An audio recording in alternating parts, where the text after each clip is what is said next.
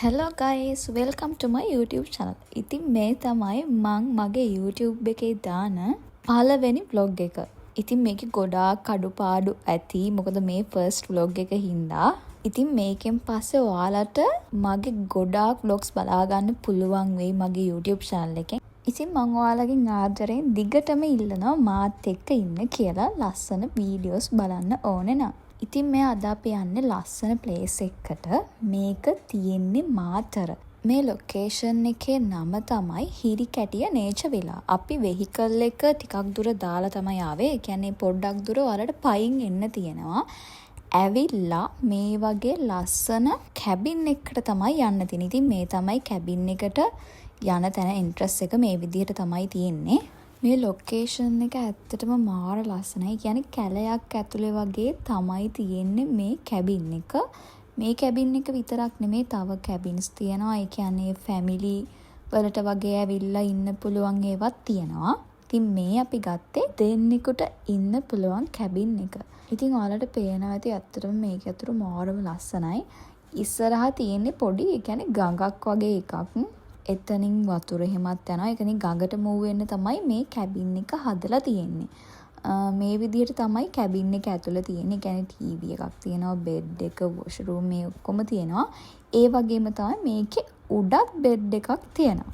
ඔබ පෙරදා ආදරේ මාලකින් මුන්නති ඒ සමරුන් කැබින් එකේ ඇතුළේ ඉඳන් බලනකොට එළිය මේ විදිහට තමයි පේන්නේ. පූල් එකක් තියෙනවා ඔයාලට කැබින් එකත් එක්කම ප්‍රයිවට් පූල් එකක්. ඇත්තටම මේ ලොකේෂන් එක මාරම ලස්සනයි. ඔයාලට නිදහසේ ගිහින් ඉන්න ඕනේ නම් මේ වගේ තැනකට යන්න ඕනේ. මොකද ඒ කියන්නේ අපි ඉන්න පරිසරයෙන් මිදලා මේ වගේ පරිසරයකට ගියාම ඇත්තටම අපිට නිදහසේ ඉන්න පුළුවන් ලස්සන තැනක්. ඒ තරම් මේ ලොකේෂන් එක මාරම ලස්සනයි. ඔයාලට පේනවා ඇති මේ වීඩියෝ එකෙන් ඒ කියන්නේ මේ පෙන්න ටිකට ඔයාලට පේනවා ඇති මෙතන කොච්චර ලස්සනද කියලා. අපි ගියපු ගමන්ම වෙල්කම් ඩ්‍රින්ක් එක අපිට හම්බුණා. අපි ඒකත් බීලා පොඩ්ඩක් කියලා ඉඳලා අපි ගියා මේකේ ගඟ තියෙනවනේ. ඒ ගඟ පැත්තට ඒ කියන්නේ පොඩ්ඩක් පයින් යන්න පුළුවන්. එතන අපිට නාන්න එහෙමත් පුළුවන්. අපි ඒ පැත්තට පොඩ්ඩක් ගියා. එතනත් මාරම ලස්සනයි. වතුර සීතලම සීතලයි එතන. අපි බැහැලා බලලා පොඩ්ඩක් එතනත් බැහැලා ඉඳලා තමයි ආවේ. මෙතන වතුර මාරම පිරිසිදු පාටයි. ඒ කියන්නේ වතුර අර ගලාගෙන යන වගේ තැනක් නේ. ඒකින්ද ඇත්තටම පිරිසිදු පාට ලස්සනට තියෙනවා. ඒ වගේම තමයි ගොඩක් සීතලයි. අර එකපාරම අපිට බැහැලා බලන්න නිකන් කදකින්ද පොඩ්ඩක් ඉඳලා තමයි අපි බැහැලා බැලුවේ. ඒ වුණාට එතනට ගියාම අපිට ඒ කියන්නේ එන්න හිතෙන්නේ නැහැ. තව ඉන්න හිතෙනවා. ඒ තරම් එතන සීතලයි ඉන්න පුළුවන් අපිට. මම මුලින්ම බැස්සේ පොඩ්ඩක් බයෙන්.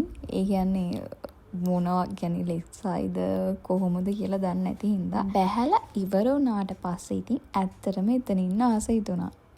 ඉතින් මේ විදියට තමයි අපි එතන ගිහින් හිටියේ වතුරේ. සදාකාලික පෙම් කතාවන් නොපවතින බව දැන දැනත් බදා සිර කර ගන්න නුබවම හිතෙන එක මහ පුදුමයක්.